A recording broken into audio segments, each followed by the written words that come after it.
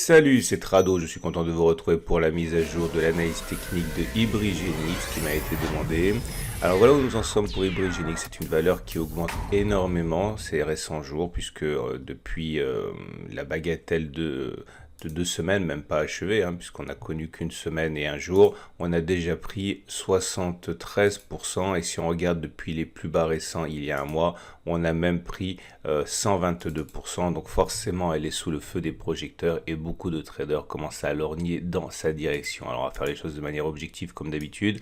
Voilà un graphe en données hebdomadaires, chaque bougie correspond à une semaine de cotation. On voit que la prochaine résistance, elle est là, elle est à 0,62, 0,75, cette zone qui a martyrisé les cours depuis 2017. La dernière tentative de passer au-dessus, ça remonte à avril 2020 avec un échec cuisant, et nous en sommes encore loin. Ça c'est la bonne nouvelle, un passage et une cassure au-dessus de ces 0,75 libérerait un nouveau potentiel comme le passage au-dessus des 0,93, 1,12 puisque ce sont des espaces creux avec rien au milieu.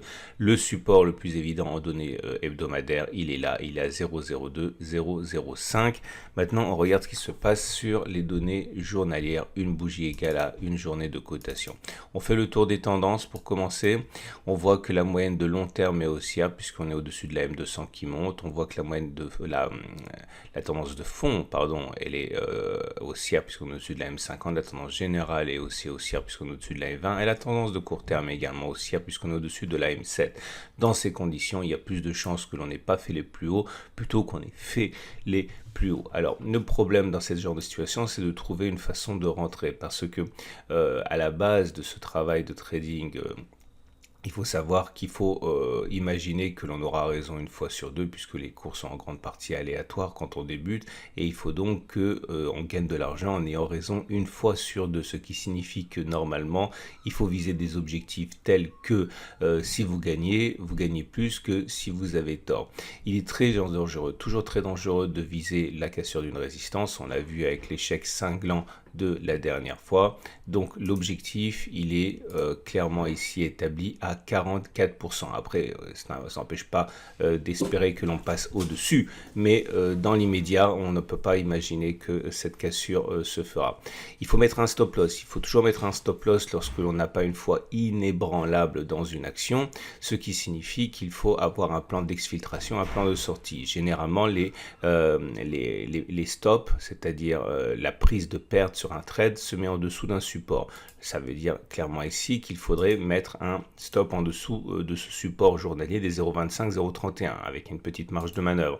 Le problème, comme vous pouvez le voir, c'est que si on espère gagner 43% et qu'on met un stop là vers 46%, le ratio gain-risque, comme on dit, n'est pas très flatteur puisqu'il est de 1 pour 1. Et encore une fois, si on considère que l'on gagnera une fois sur deux lorsque l'on débute l'analyse technique, à ce jeu-là, vous ne pouvez pas vous enrichir sur le long terme. Donc voilà comment faire si je voulais acheter Ibrigenix. Ce que je ferai à titre personnel, c'est que je n'achèterai qu'une partie de la position maintenant parce que on veut rester éventuellement dans le train au cas où on irait chercher directement la résistance. Mais imaginons que je veuille investir 100, eh bien j'investirai par exemple uniquement 30 maintenant ou 50 maintenant.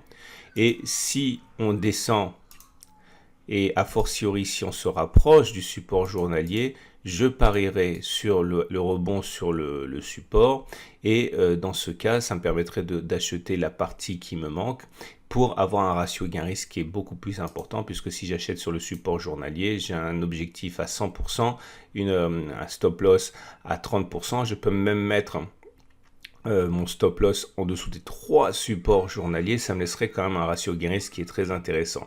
Alors maintenant, si vous êtes déjà dans l'action, si j'étais déjà investi dans Ibrigenix, je ne sortirais pas pour autant, j'attendrai. Mais ça, c'est essentiellement si je voulais acheter Ibrigenix alors que je n'en avais pas.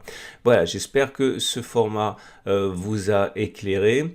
Vous pouvez, si vous avez apprécié, vous abonner à ma chaîne YouTube ou à mon compte Twitter, mon compte Facebook, ou également me suivre sur Boursorama. Et j'espère vous aider, si vous découvrez l'analyse technique, à passer d'un trading incantatoire à un trading professionnel, rationnel. Je vous souhaite une excellente journée, je vous dis à très vite pour une autre analyse technique.